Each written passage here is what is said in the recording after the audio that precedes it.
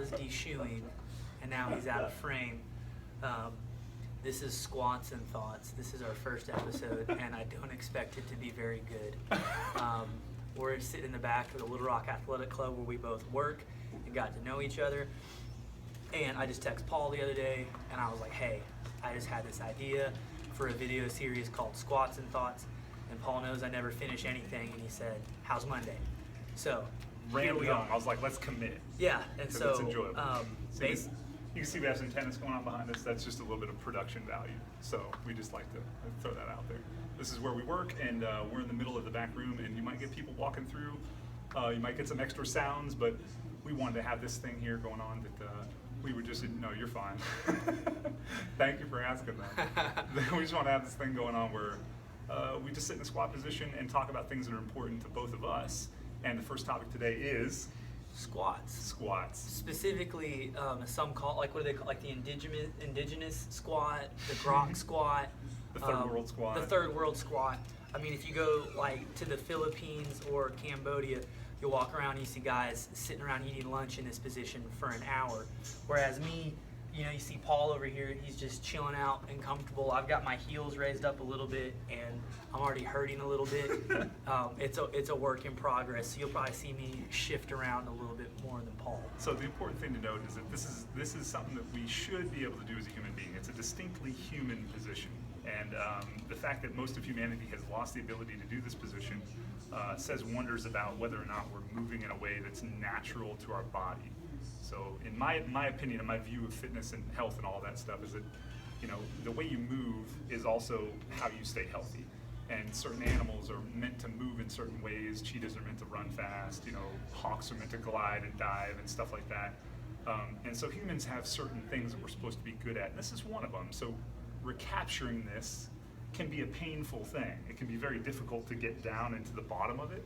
But once there's a whole world waiting for you. There's a lot of freedom in this position that you should be able to have that you haven't quite gotten.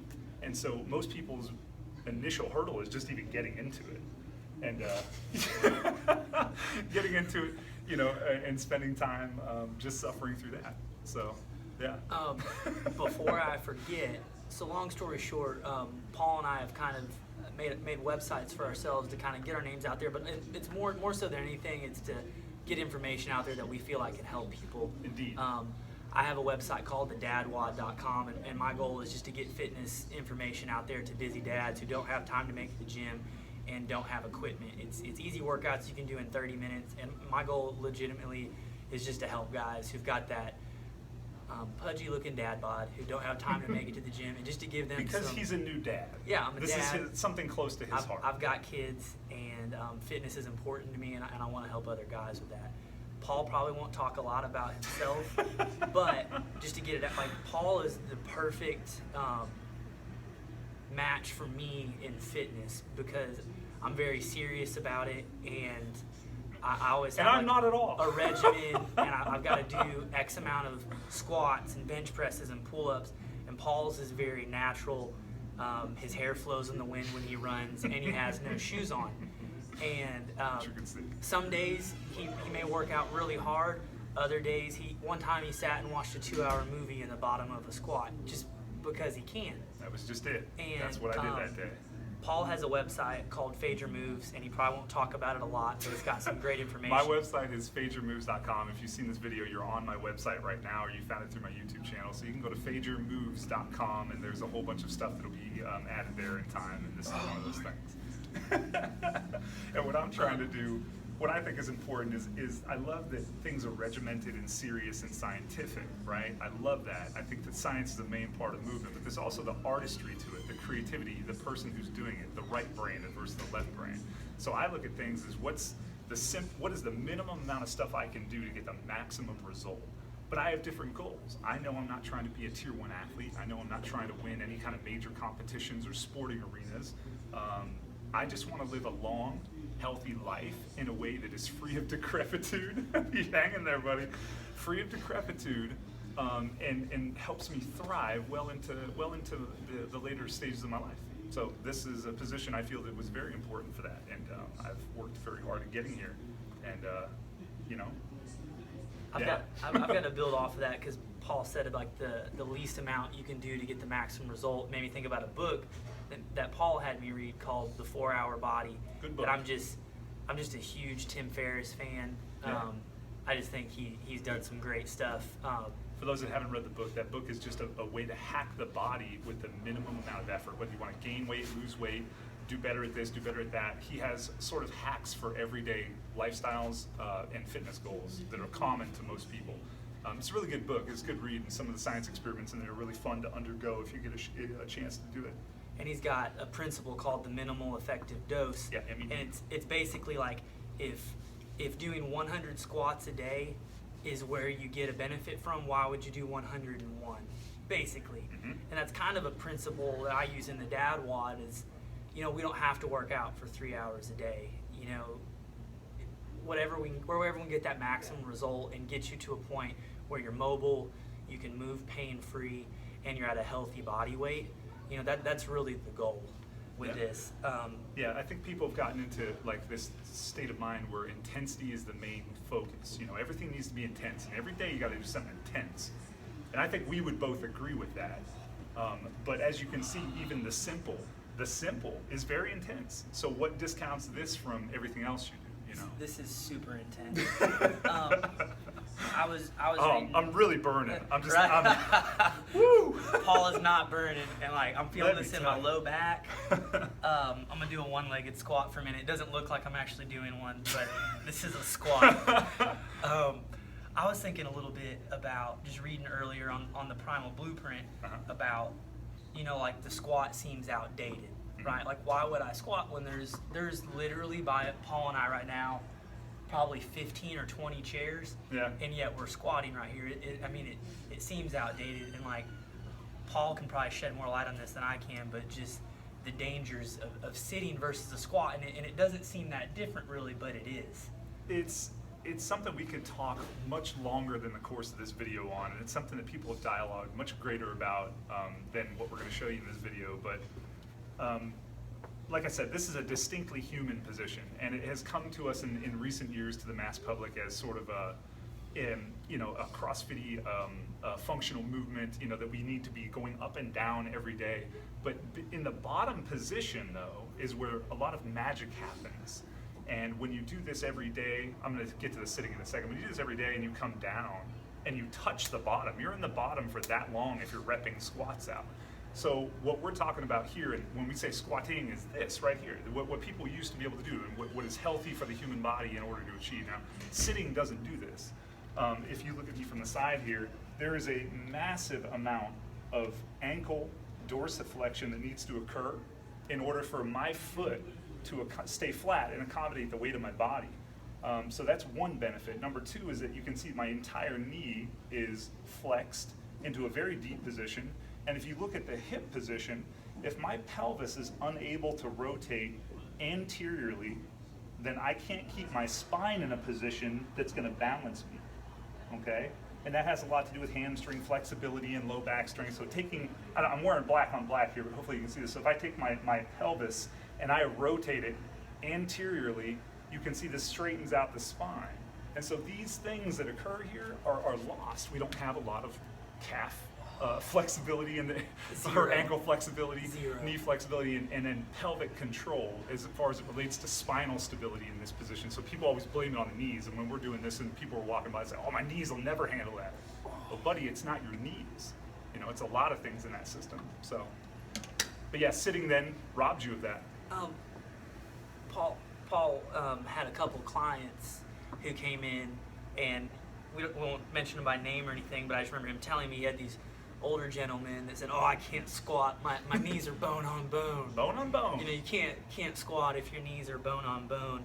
And I don't remember the time frame exactly, but Paul had them squatting about as low as they could go after how long? I don't know, and it's a very dangerous thing, so we're going to approach this with caution here, that if you're watching this video and you have actually been diagnosed with bone on bone, tibia to femur, don't just drop into a squat and say Paul said it was okay.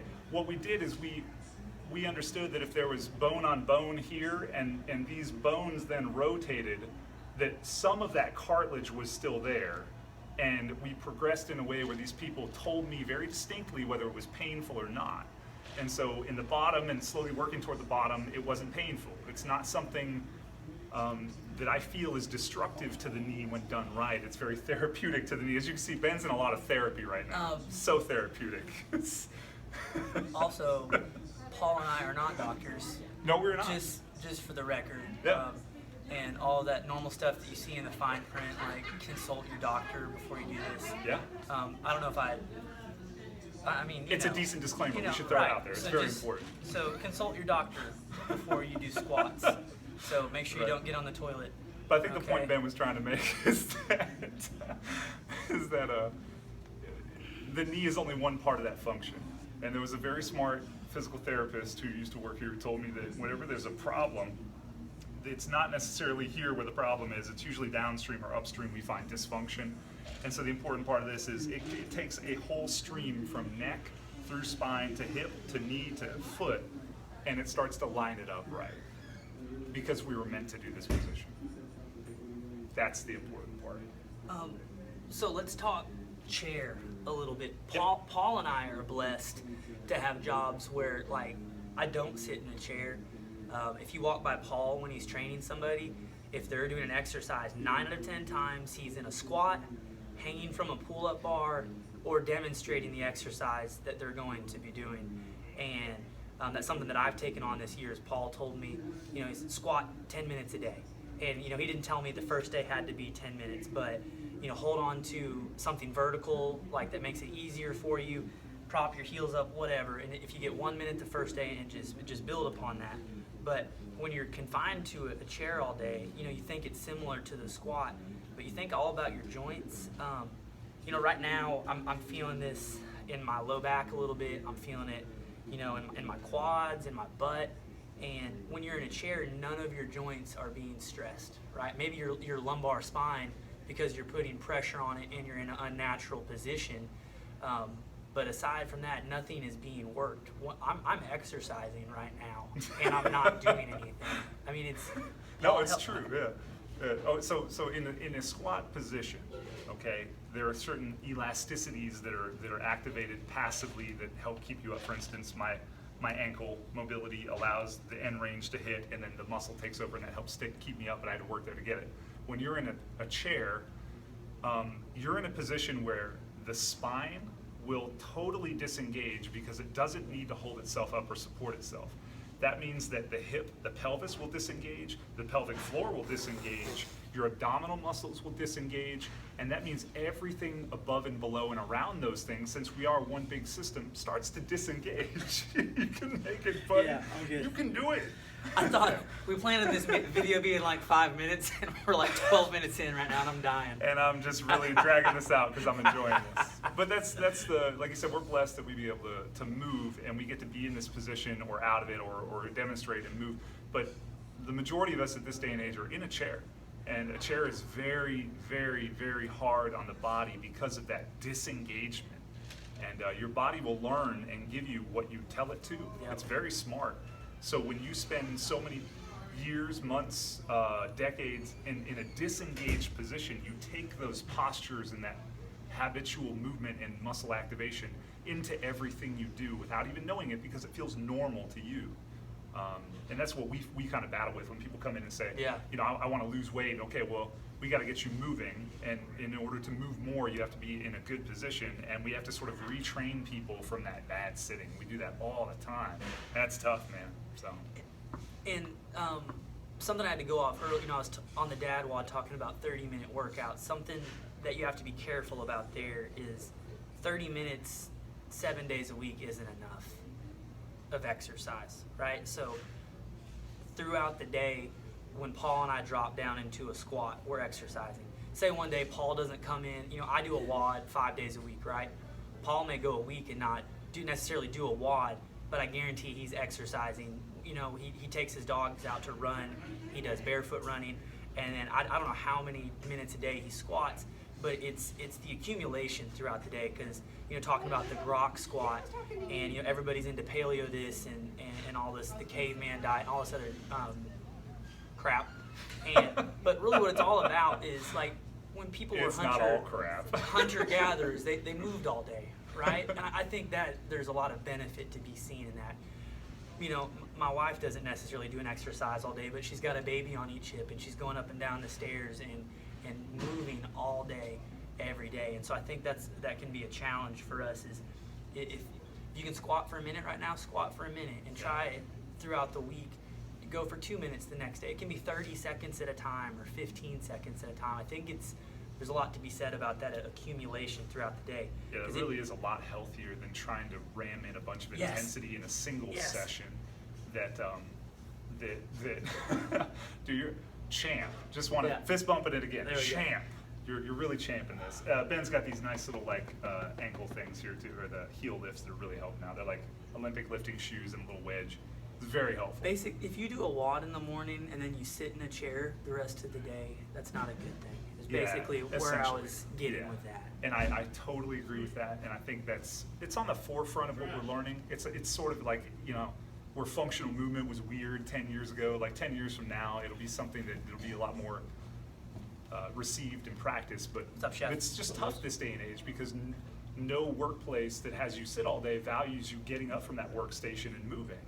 And in addition to that, we all kind of model our behaviors after people that we see. So if we see people that are really, you know, hunched over and you know this, so we start to think, okay, well that's the norm, and that when people don't do that, that there's something different about them. They're not different. They just move in a way that we're supposed to. They stand more. They might hang more. They walk more. They squat more. You know, and that's the important thing. All of that stuff, that natural movement and moving more, will be more embraced in the future than just exercise, you know, Definitely. one and done. For sure. For sure. I also wanted to mention that I bought a brand of cold brew today, which I won't mention the brand, but it's a popular brand and it's not good.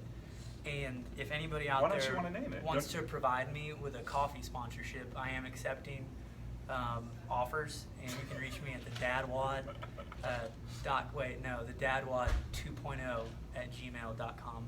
So just to get that out there. So to wrap it all up and end Ben's agony, do you have any final thoughts on this? On the squat position? The squat position, just do it. It's not going to be pretty at first. And it's going to hurt. This is something that Paul spent a year doing. He spent a year perfecting his squat. No. I've been doing this for 7 years. Oh, geez Louise, 7 years. I've been learning to sit in this and do it in and out and then stay in it for 7 years. The last 2.5, I've been spending more time staying in it. But, yeah. Well, I've been working on it about 1.5 years, and it's still garbage. And that's how long it takes to retrain a lifetime of not doing that, just so you know that. Okay? And just do it. Like, do it. That somebody should coin that. I don't. Is it used? I don't think so. Let's go look at the trademark data bank and see just do it is just squat. Just do squat. Just squat it. Just squat, do it. Grab onto something and hold it. And like we'll have people all the time on the pull-up rig. Just grab onto the pull-up rig and just hold onto it and sit. Yeah, you just hold a pole in front of you, and it's remarkably easy when you have that to stay in it. This is the best I've got, and it's not great, but I'm working on it. It's really good. From here, like Paul and I are gonna keep posting videos, and my mom and wife may be the only people that watch them. Maybe Paul's wife, hopefully as well. Kimmy may not even watch it. I don't know. But basically, we're gonna sit in a squat and talk about life and exercise and coffee and BS a little bit, and we hope you guys will watch. Yeah. So final thoughts on the squat. Looking forward to more squat and thoughts. And the last thing I want to mention on this position is that there is no one I've ever taught this who gets down into it, who stays in it, who does it regularly, has ever said, boy, I wish I haven't done that. Yeah. No one has ever gotten to this point and said, you know, that's what a pointless goal. It's so accessible. And the first step is just getting into it. The second step is being able to stay in it. Third step is what can you do in it? I'm telling you, there's so many freedoms. Low gait locomotion, stretching positions, you know, going from here, like into bridge position, back through. Like the squat is incredibly accessible and incredibly useful, not just for health, but you know, cool function, man. So just squat it, I think is our phrase that we're just gonna hijack and use from just squat it from some company that framed that. Anyway, there's a tour coming through here, so we better cut this short. So find me at phaedronmoves.com. Find Ben at thedadwad.com. Is that right? Yep. All right, and we'll have more of these squats and thoughts coming on. So Warm regards. thank you guys. You guys are good. We're done. No, you're good. No, Seriously. walk through. It's good. You're totally fine.